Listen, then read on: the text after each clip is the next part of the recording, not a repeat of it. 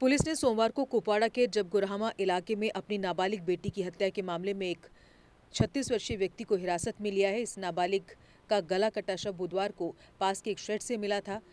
परिजनों के मुताबिक बीते बुधवार की शाम को उनकी प्यारी बेटी घर से कुछ खरीदने के लिए दुकान पर गई थी, लेकिन देर शाम तक वह घर नहीं पहुंची, जिसके बाद परिजनों ने उसकी तलाश की, लेकिन मायूसी हाथ लगी। कुछ देर बाद मृतका की मां ने अपने घर के एक शेड के पास उसका गला रेता शव पाया। उसे गंभीर अवस्था में अस्पताल ले जाया गया, जहां डॉक्टरों ने उसे मृत घोषित कर दिया। फिलहाल बच्ची की हत्या के आरोप में उसके पिता को पुलिस ने गिरफ्तार किया और जब उसके पिता से पूछताछ की गई तो उसने अपना गुनाह कबूल कर लिया। इस बारे में अधिक जानकारी देते हुए एसएसपी कुपवाड़ा युगल मनहास ने बताया। आज के इस प्रेस ब्रीफ के हवाले से मैं ये बताता चलूँ आपको कि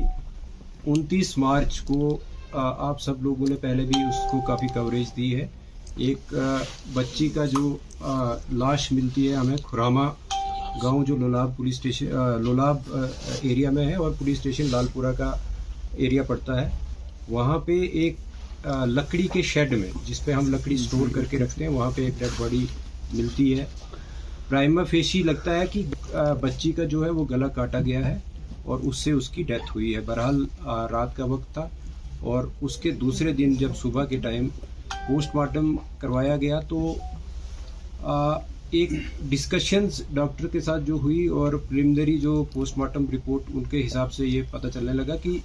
बच्ची का गला भी घोंटा गया है, क्योंकि उसके कुछ ऑर्गन्स पे जो ब्लड वो ज़्यादा था और जिससे जो डॉक्टर्स का अपना बताने का तरीका होता है, उन्होंने ये भी एसेस किया कि शायद बच्ची का जो गला पहले घोंटा गया है और फिर उसको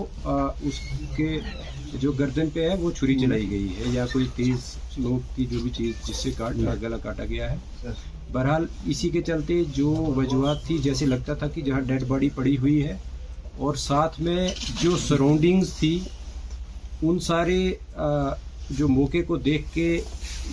शक जो है वो ज़्यादा आसपास के लोगों पे ही जाने लगा और जो बहरहाल तफ्तीश शुरू की गई उसमें डीएसपी जो लोलाब है सरफराज बशीर, वहाँ के चौकी ऑफिसर अजहर शकील और एसएचओ मलिक नसीर, इसके साथ साथ एडिशनल एसपी और मैं भी स्पॉट पे गए और थोड़ा इंट्रोगेशन में भी ज्वाइनिंग हुई और कुछ सस्पेक्ट जो हमने उस पर ज़ीरोइंग की तो उनमें फैमिली ही सस्पेक्ट आने लगी, क्योंकि जब फैमिली को क्रॉस चेक किया गया कि वो किस सीक्वेंस में लड़की जो है वो रूपोश हुई थी और किस सीक्वेंस में मिली, तो उसमें ज़ीरोइंग जो हुई वो फैमिली पे ही हुई। बहरहाल जब फैमिली में भी सेपरेट इन्वेस्टिगेशन चलने लगी, इंक्वायरी चलने लगी, तो लड़की का बाप जिसका नाम मोहम्मद इकबाल खटाना है वो हमारा प्राइम सस्पेक्ट लेके उसमें तफ्तीश में आने लगा और जब उसको अच्छे तरीके से जब क्रॉस क्वेश्चनिंग और बाकी तफ्तीश के जो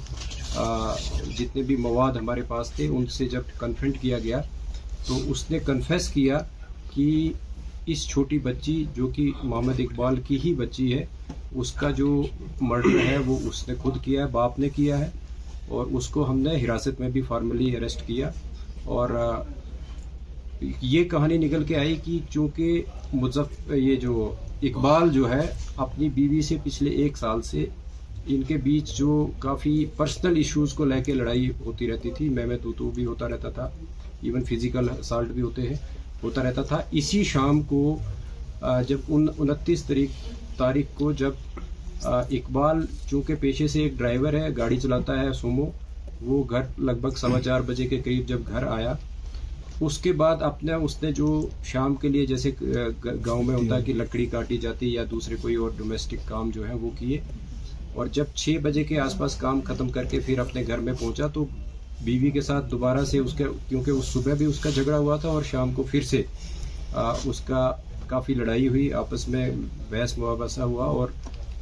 इवन की उसकी वाइफ ने इसको स्लैप भी किया। तो इसी बीच में वो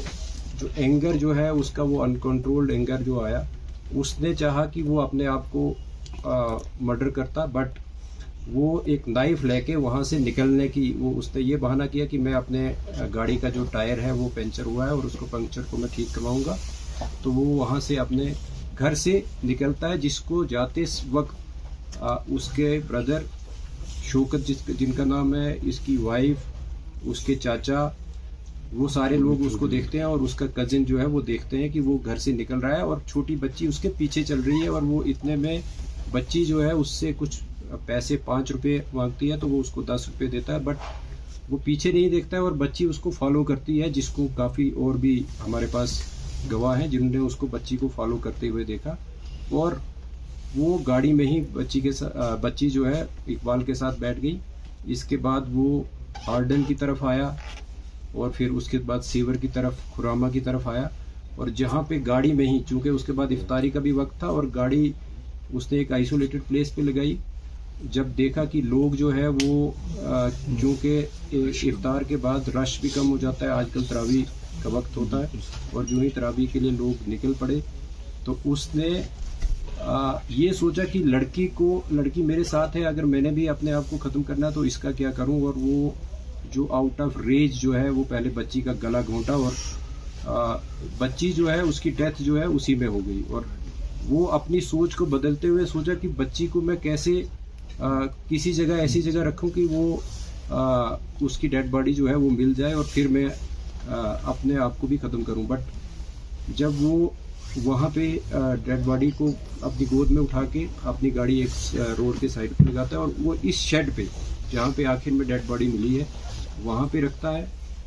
वहाँ पे चूँकि इसने पहले ही अपने आप को ख़त्म करने के लिए एक चाकू जो है अपने घर से लिया था और उससे फिर अपने इस जो जुर्म को वो दूसरा रुख देने के लिए, ताकि इसका शक जो है दूसरे लोगों पे भी जाए, और वहाँ पे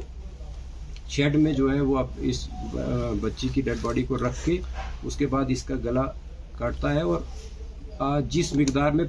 अदरवाइज एक ज़िंदा आदमी का ब्लड निकलना चाहिए उतना नहीं उससे निकलता, वो हमने मौके पे भी देखा है। उसके बाद ये चाकू को धो के और अपने पास रख के फिर जाके अपनी गाड़ी को लाके हिज़्ब मामूल जहाँ पे ये गाड़ी को रखता था वहाँ पे ही गाड़ी को दोबारा पार्क करके जब घर जाता है उसके बाद ही घर वाले इसको पूछना शुरू होते हैं कि बच्ची आपके साथ गई थी और बच्ची कहाँ पे है। तो वो ये बहाना बोलता है कि बच्ची मेरे साथ नहीं थी। अलबत्ता चूँकि 3-4 लोग जो मैंने पहले भी जिक्र किया कि जिन्होंने उसके फॉलो करते हुए देखा था बच्ची को, तो वो भी उसको कन्फ्रंट करते हैं और इस बीच वो एक और बहाना बना के वो दूसरे उसमें उलझन में अपने आप को जो ख़त्म करने की कहानी को छोड़ के दूसरे उसमें रूप में आके और बच्ची को ढूंढने के गर्ज से या उसको एक और दूसरी होश वाली जो भी मोड़ देने के गर्ज से वो थाना में पहुंचता है और वहाँ पे अपनी रिपोर्ट जो है वो दर्ज करवाता है कि मेरी बच्ची गायब है। लेकिन जिस बीच वो रिपोर्ट करने के लिए आ रहा होता है उसी बीच जब उसके घर वाले या दूसरे मोहल्ले वाले बच्ची को ढूंढ रहे होते हैं, मस्जिद से भी अनाउंसमेंट की जाती है और उसकी वाइफ को ये बच्ची इस शेड में स्पॉट होती है डेड हालात में। तो वहाँ से फिर बच्ची को बरामद करके वो फिर से जो मैंने पहले शुरुआत में की कि बच्ची को किस तरीके से फिर उसका पोस्टमार्टम किया गया और बाकी जो सारी कार्रवाई मुकम्मल की गई। अभी तक की तफ्तीश में सिर्फ मोहम्मद इकबाल ही एक वाहिद सस्पेक्ट वाहिद मुलजिम जो है वो सामने उभर के आया, ट्रांसपायर हुआ है इन्वेस्टिगेशन में और उसी को गिरफ्तार भी किया गया है। जिस चाकू से उसने बच्ची का गला काटा था वो भी उसने फिर किचन में एक और मखसूस जगह पे छुपा के रखा था, वो भी बरामद किया गया है। इसके साथ साथ उसके कपड़े जिन पे जो उसके कफ्स होते हैं कॉलर, ये जो बाजू के, उनसे भी ब्लड जो स्टेन्स मिले हैं और उनको भी सीज किया गया है। और जहाँ जहाँ पे वो रुका है और जिस तरीके से हमने टेक्निकल जो एविडेंस को कलेक्ट किया है वो बिल्कुल कॉरोबरेट होता है कि वो कहाँ कहाँ गया था और किस किस कौन कौन सा उसका मूवमेंट पैटर्न रहा है, वो भी सारा इस्टेब्लिश हुआ है। बहरहाल जो तफ्तीश अभी तक हुई थी और मुझे लगता है कि यहाँ तक ही हमारी तफ्तीश जो है, अब इसको सिर्फ जो बाकी लीगल प्रोसीजर्स हैं वो हमने पूरे करने हैं। जो इकबाल है उसको गिरफ्तार किया गया है। अगर आप भी चाहते हैं डॉक्टर या इंजीनियर बनना तो आ जाइए सुपर्ब 30 जम्मू में, क्योंकि अब सुपर्ब 30 जम्मू में खुल चुकी हैं एडमिशन्स। यहाँ आपको मिलेगी नीट जे एग्जाम की कोचिंग और 8वीं से लेकर 12वीं तक के स्टूडेंट्स के लिए special coaching classes. Superb 30 Jammu में अब दाखिला लेने वाले पहले 100 स्टूडेंट्स को दी जाएगी 90% स्कॉलरशिप। बेहतरीन फैकल्टी से ले 15 दिन का फ्री डेमो क्लासेस। तो आज ही अपनी सीट करें बुक जम्मू में कचिछौनी, बटिंडी मोड़ और गांधीनगर में अप्सरा सिनेमा के पास हैं हमारे सेंटर्स। अधिक जानकारी के लिए संपर्क करें 7670068686 6006936 074 पर।